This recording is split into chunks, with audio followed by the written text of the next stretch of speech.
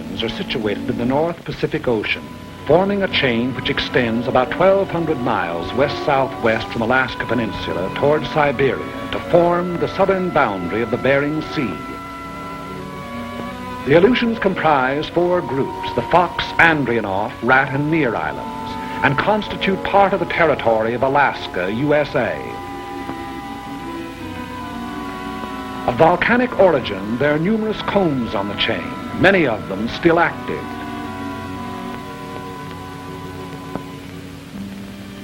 The coasts are rocky and surf-worn, rising immediately from the water in steep, bold mountains.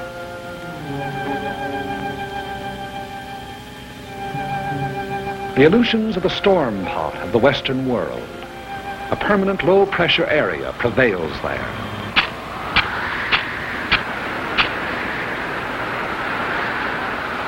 Cold air masses from the polar regions flow with a shearing effect against the warm, moisture-laden air masses over the Japanese current to form cyclonic disturbances.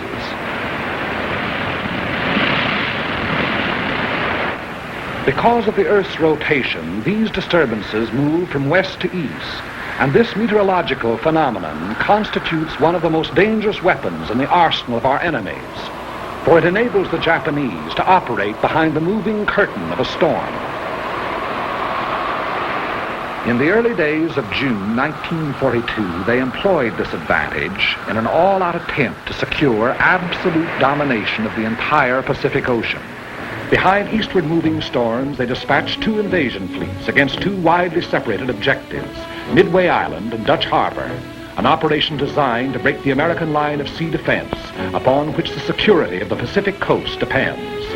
Both attempts failed. American air forces engaged the enemy task force at Midway, achieving an historic victory.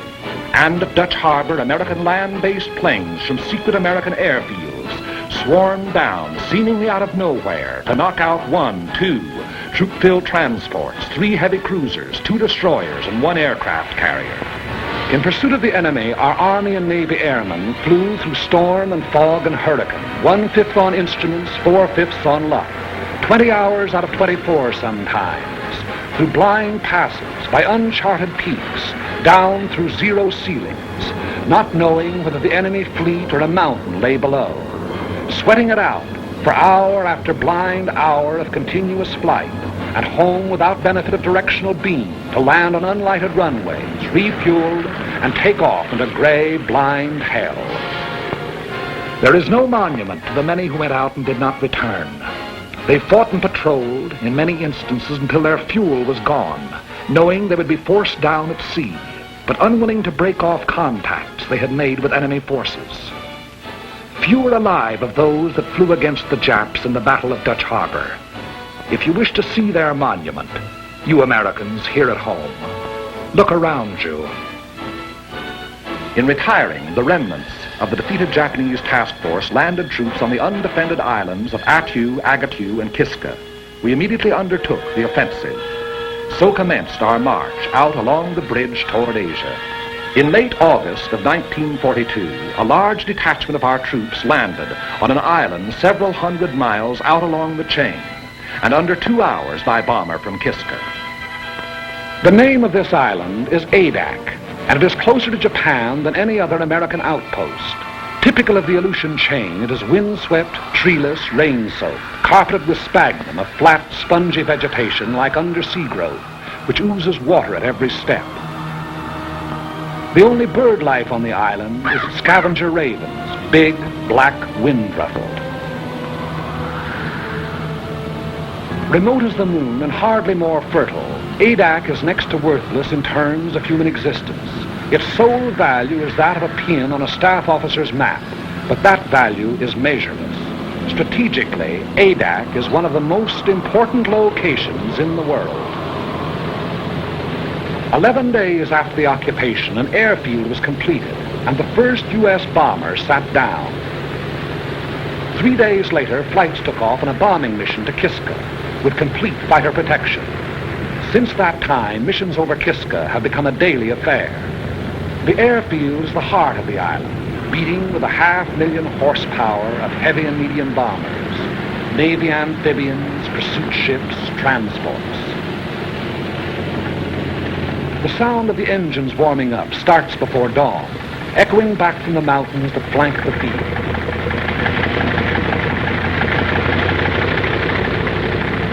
Every day, weather permitting, the bombers take off on at least one mission.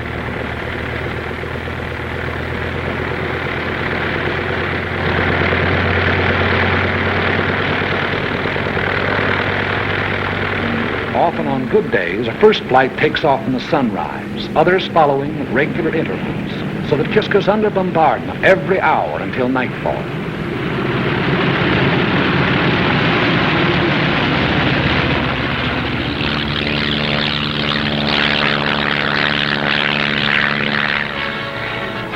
Equal in importance to the airfield, and without which the airfield could not exist, is Adak's excellent harbor. Landlocked on three sides with a natural island breakwater, it enables heavy draft vessels to come inshore and unload by lighter under almost any weather conditions. If the airfield is the heart of Adak, the harbor is its hungry mouth.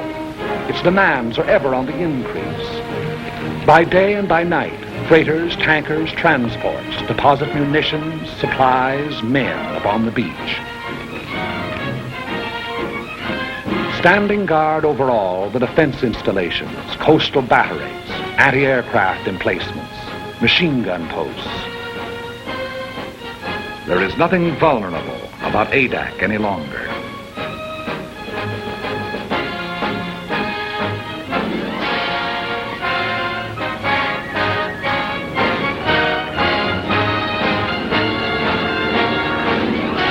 The skies are constantly circled by aerial patrols and never-ending relays.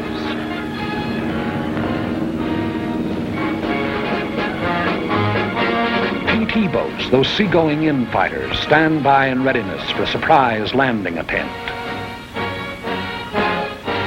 Offshore, destroyers keep endless vigil, slipping like ghosts through the fogs, challenging each hull-down speck of an approaching vessel on the horizon.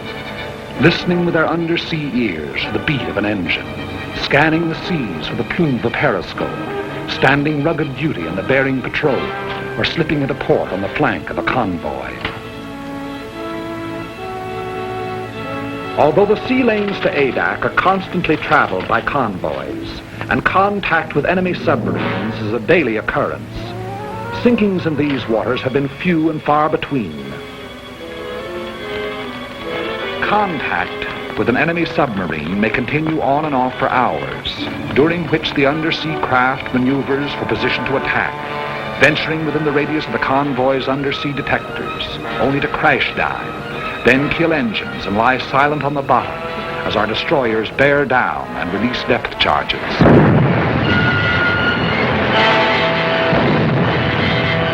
Our destroyers and Navy reconnaissance have held the undersea enemy well in check. The flow of men, munitions, and supplies flows ceaselessly on. The gigantic task of furnishing every American expeditionary force with the materials needed in carrying the fight to the enemy falls to the Army Service Forces. ASF is the bloodstream of our whole military body, maintaining its every organ and muscle. Adak presents a special problem, as the barren island furnishes nothing toward human needs save drinking water. Everything else must be brought here. Food, fuel for men and motors, machinery, munitions, shelter material. Raise these basic requirements to the nth power.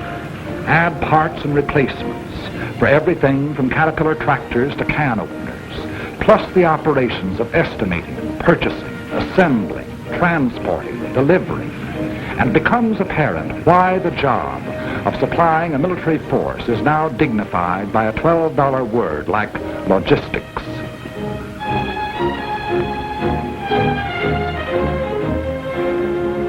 Since the original landing, the manpower of Adak has been constantly augmented. Where before it was hundreds, now it is thousands. Troops arrive after a voyage that may take anywhere from a week to a month, depending on the sea route. But it took more than a single month to land them here. The months of training that toughened them to rigors of wind and weather. The that taught them to handle their weapons, that made them into soldiers.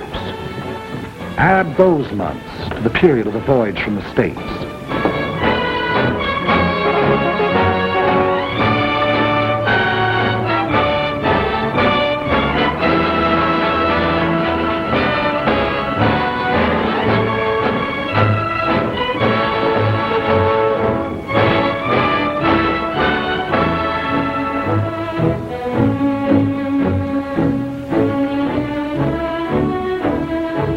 On Adak, down-eastern accents mixed with Texas drawls and Middle Western twangs and Brooklynese. Bookkeepers, grocery clerks, college men, and dirt farmers.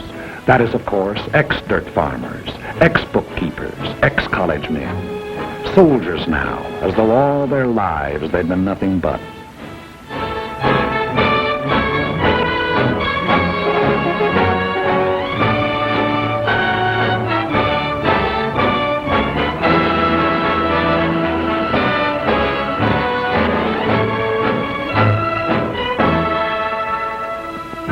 Orders for the day, special orders and news appear on the bulletin board.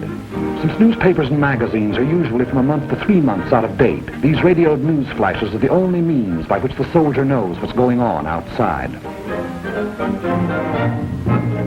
No fresh meat, no green vegetables, powdered eggs, tinned bully beef, potatoes, canned tomatoes, peanut butter, canned fruit, and coffee make up the basic diet.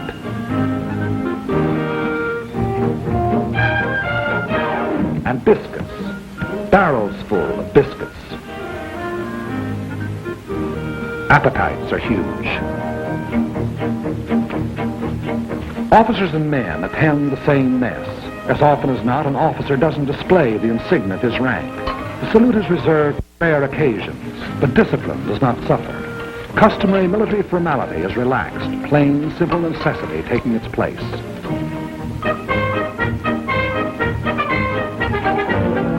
After months in an outpost like Adak, there is a tendency on the part of the soldier to think and live only in terms of the present. That faraway world from which he came begins to seem like a dream to him. A letter in his hand is proof of the reality of that world, of Saturday night dances, jalopies and ice cream sodas, of sport pages, and shaving in the same mirror with the old man. A letter means more than his paycheck to the soldier. If he happens to be in the Air Corps, he'd gladly make an extra flight over Kiska for one more letter.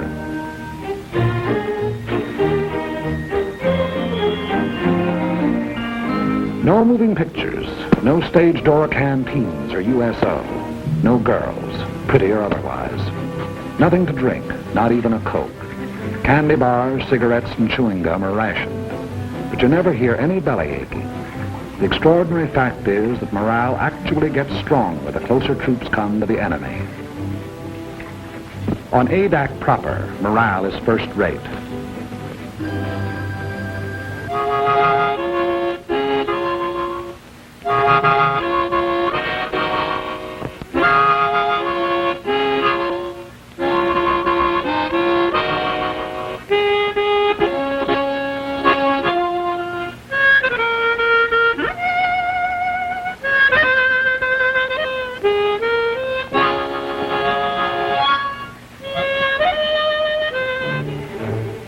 The site of the airfield was originally a shallow tidal lagoon.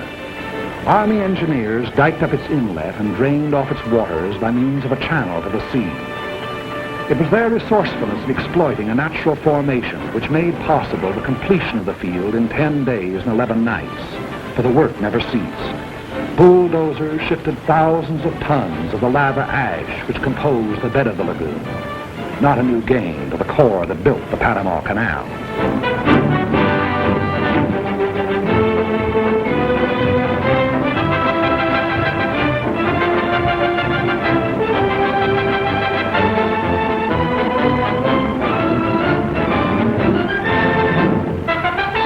As the waters receded, grading crews followed, leveling and impacting the area in preparation for the final surface.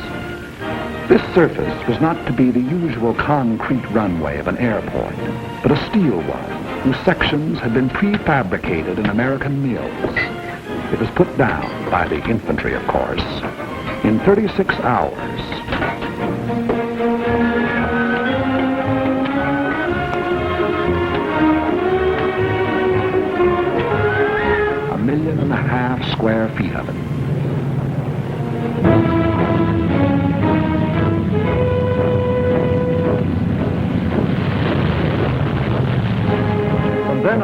only the severest weather kept our planes grounded. Local storms materialize, deluge the island, and pass on or dissipate, all within a few short minutes. It's a land of cloudbursts and rainbows. If you don't like the weather, wait a minute, the soldier says. Everything the weatherman has to offer may be had in a single day. Downpours, hurricane winds, hail, snow, fog, sleet, and sunshine. It is not so much bad weather as changing weather that makes flying hazardous to the uninitiated there. A new pilot must learn to side-slip through local squalls and sit her down in a field rimmed by mountains and under a half-foot of water.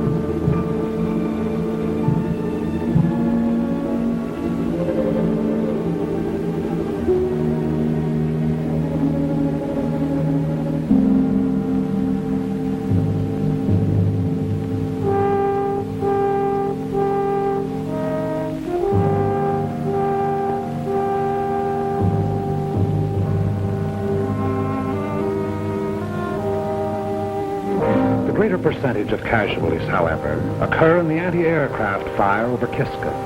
As a rule, our bombers make it back, but often they are sorely crippled and with wounded or dead aboard.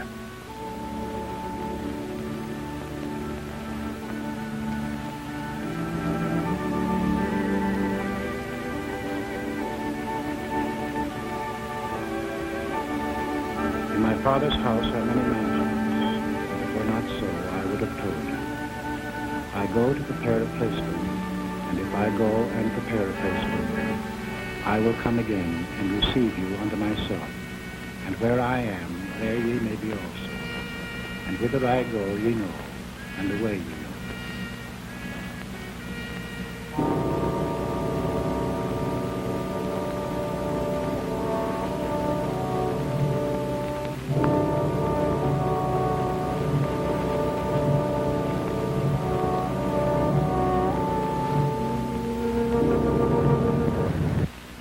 The day's mission is the highlight of each 24 hours.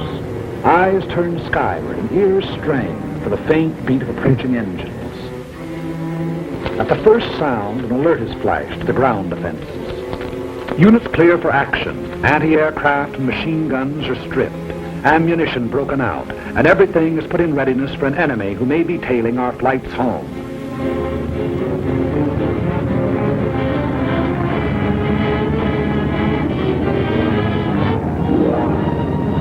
Bombers went out, and 6 are coming back.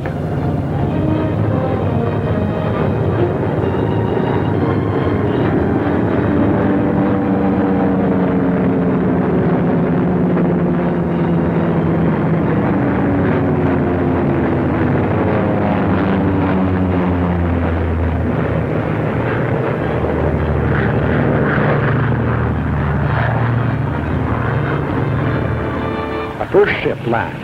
The remainder circle the field, another coming to Earth each time around. Those damaged or with wounded aboard taking priority. It's a revelation how much punishment one of these big bombers can take and still navigate. Unless both sets of controls are shot away or an explosive shell finds the gas tank, the odds are all in her making it safely home.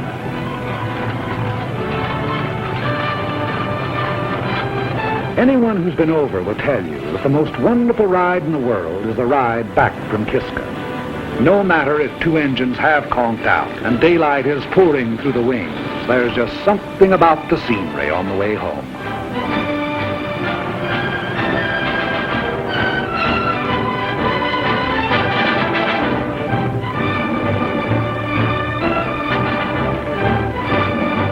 Crews proceed to the field operations tent of the Bomber Command, where they will be questioned as to results and observations.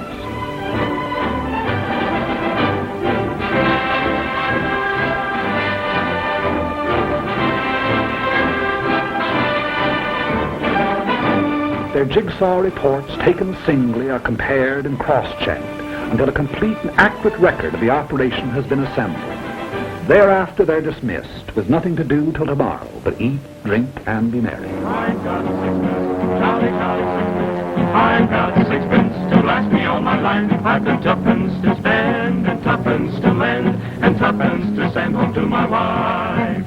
No cares have I to grieve me, no pretty little girls to deceive me. I'm as happy as a king, believe me, as we go rolling home.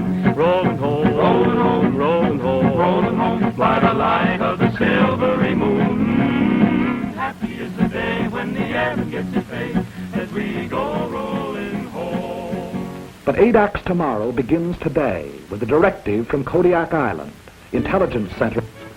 A photographic ship accompanies missions to Kiska. It's tasked to follow the bombers over their target, recording the immediate results of the bombardment, also enemy defense activities, new installations, camouflage. These photographs are studied by specialist interpreters and submitted with comments to the General and his staff officers, Colonel William Prince and Colonel C.M. McCorkle.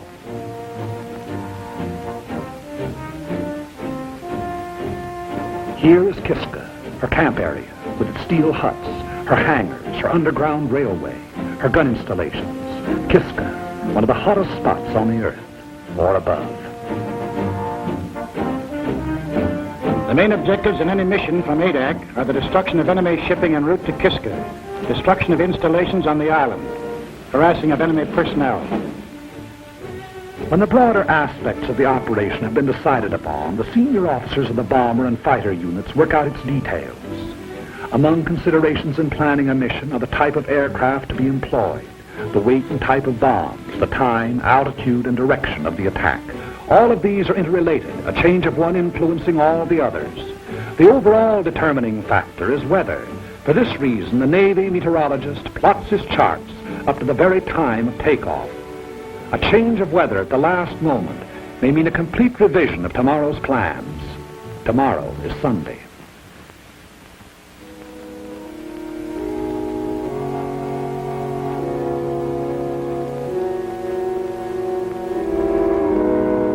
At their outposts on the island, Catholic, Protestant, and Jewish chaplains, not priests, ministers, or rabbis, but chaplains, all, are leading fighting men in their devotions. Under the snows of an Aleutian mountain, these defenders of the faith exercise the first of their four freedoms.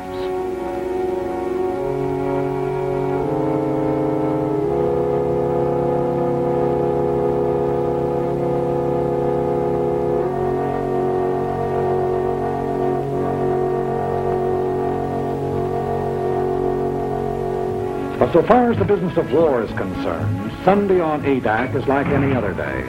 There's a mission going out at 13 o'clock. Bombs must be brought down to the field from their camouflage dumps.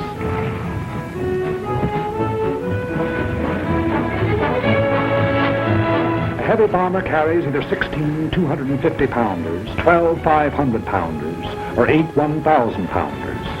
The size of the bomb to be employed depends upon the nature of the target, since if the target is small, there's a better chance of hitting it with a salvo of 250-pounders than with a single large bomb. On the other hand, in congested areas, such as the campsite at Kiska, a blockbuster comes into its own.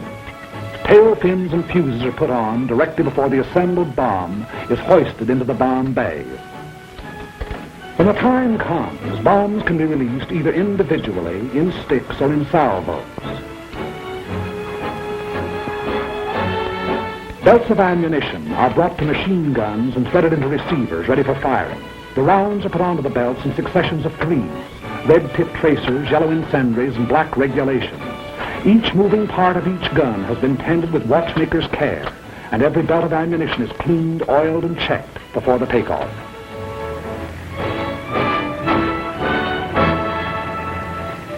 It is 12:40 o'clock, and the pilots who are going to fly the mission receive final instructions.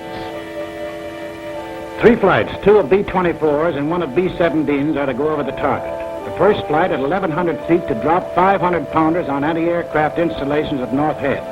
Then to proceed along the coastline, strafing to the western limits of the camp area. The second flight at 7,500 feet to drop 1,000-pound bombs on the camp area. The third flight at 4,500 feet to destroy hangars with 500-pound bombs. Second and third flights to follow at intervals of 45 seconds. 3 fighters to precede each bomber flight at 600 feet, and 3 fighters to afford overhead protection from enemy aircraft.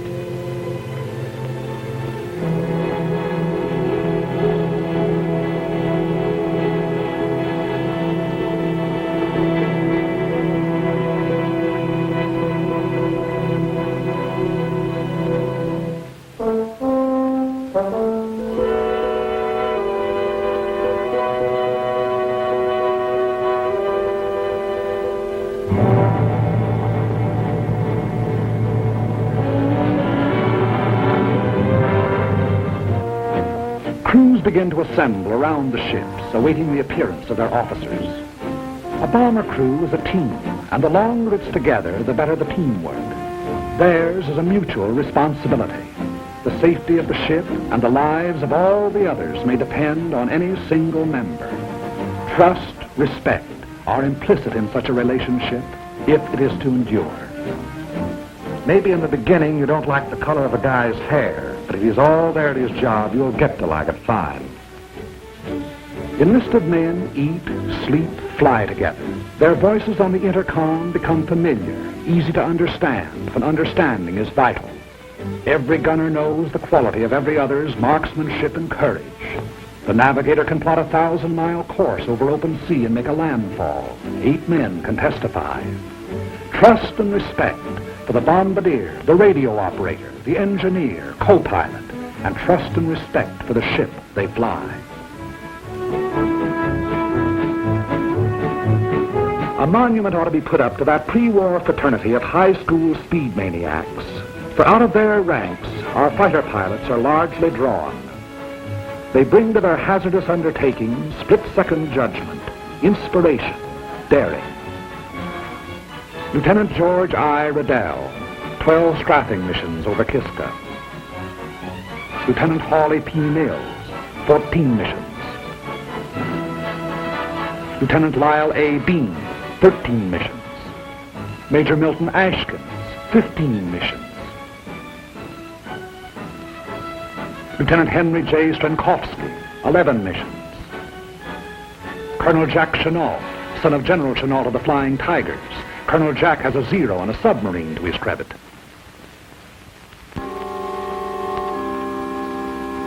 A last-minute weather observation is made. The word is given to go. It's good luck and over the hill.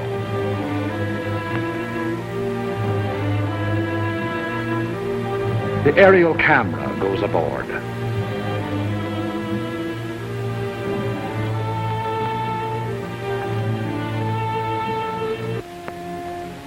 The bomber pilot informs his crew the exact part their ship is to play in the mission.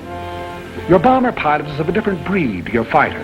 Where the fighter is reckless and inspired, the bomber pilot is responsible, determined. Because of the size and imponderability of his ship, there are no last-moment decisions for him. And besides the big, intricate, costly piece of machinery that a heavy bomber is, he has the lives of 6 or 8 others to think about. 100 men, 9 bombers, 12 fighters, are setting out to attack and immobilize 10,000 men behind naval and military defenses. This is the significance of aerial supremacy. But behind this supremacy lies the enormous system which makes it possible for the ships to take off. ASF, Naval Convoy, Army Air Transport, the Corps of Engineers, Army and Navy intelligence, Signal Corps, Ordnance, and ground forces. These have done their part for today. The stage is set. Rehearsals are over. The actors are ready. The curtain is going up. But this is no make-believe drama. They will be playing for keeps.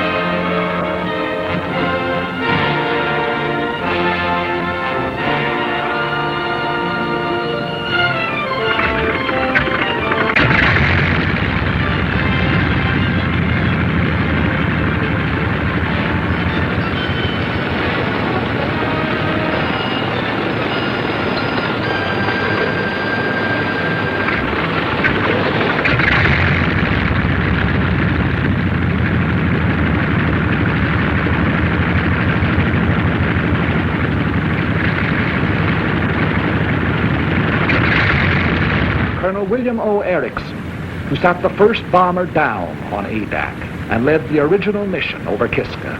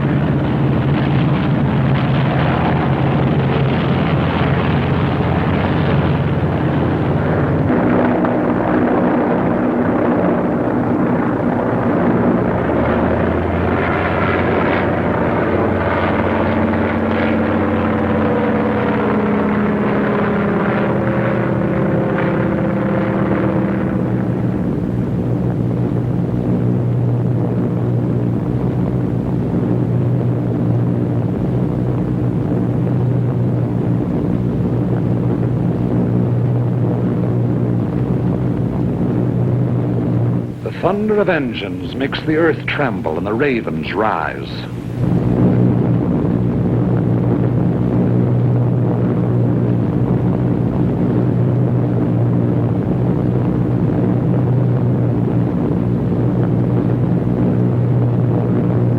The echelon proceeds toward Kiska.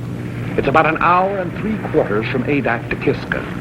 One of the most hotly defended of enemy-held areas, Kiska is also one of the most strongly fortified. The Japs have dug in like so many moles. An estimated force of 10,000 goes underground at the sound of our approaching engines. We cannot, by air attack, hope to annihilate We can only harass the force on Kiska, cripple the island's defenses, keep the enemy from adding to its resources, while we build our own fighting strength to the day and the hour when we shall undertake a landing operation.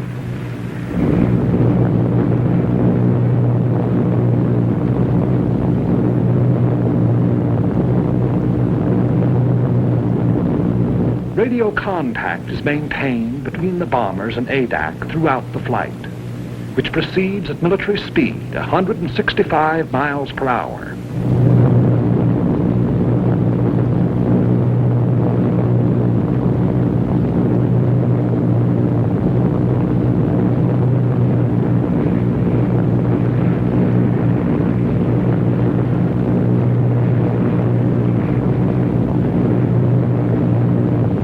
During the first part of the journey, the waist guns are swung into position, turret mechanisms tested, and trial rounds fired.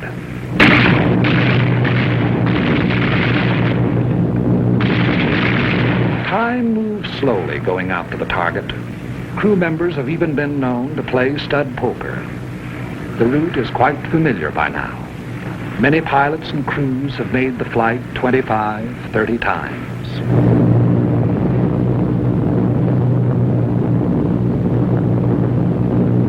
Along about the time Amchitka is sighted, they begin to look out for enemy planes.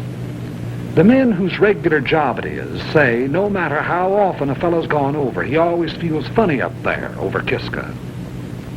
At a signal from the squadron leader, the pilots will open throttle, and the planes will go into the bombing run. For a minute and a half to 2 minutes, they will proceed at level flight in an absolutely straight line toward the target, thereby enabling the bombardier to make his computations: wind velocity, speed, temperature, altitude, drift. There can be no deviation whatever in the flights if the bombs are to find the target. 10 miles and 3 minutes from the objective. Before Kiska Volcano, the mission deploys, each flight going to its designated altitude in preparation for the run. The enemy will endeavor to throw the flights off their runs, and to this he will bring all his firepower to bear. The earth below will blaze with hatred. Our ships will heave and rock in the Adak. Machine gun bullets may make a filigree of their wings. High explosives may open up holes big enough for a man to crawl through.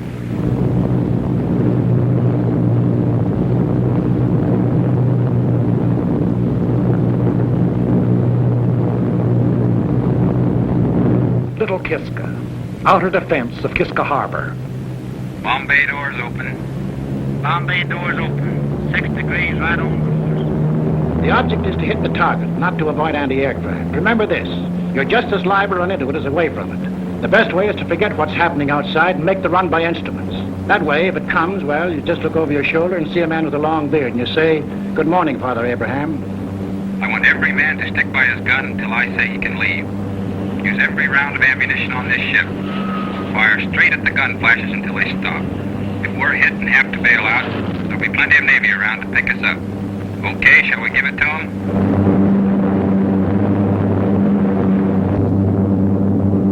Kiska.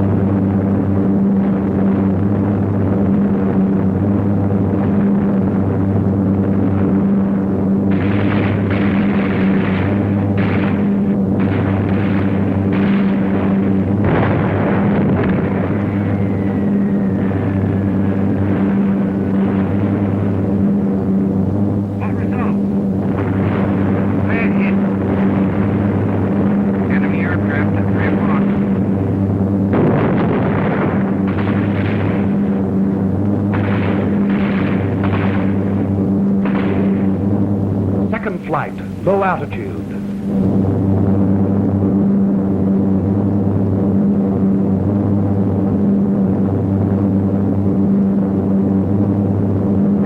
Once again over lightly.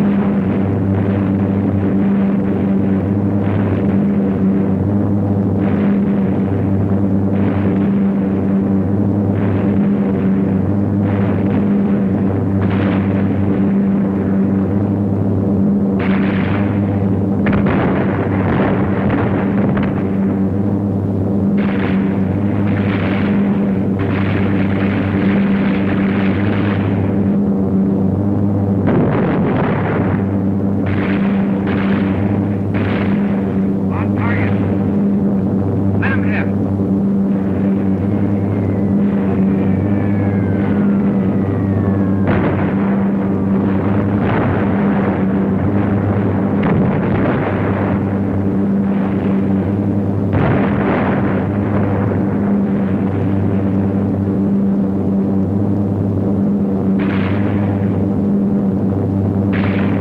Pouring on it. Make 'em like it.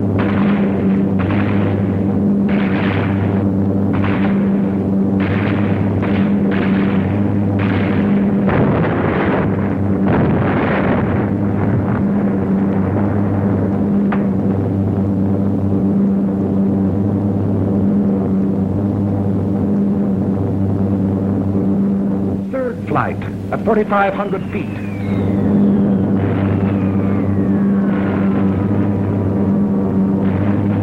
Bombs away.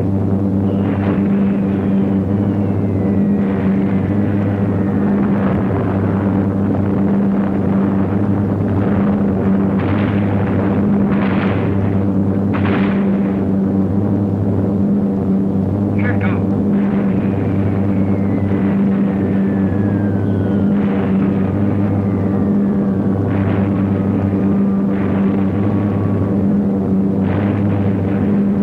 Bombs away.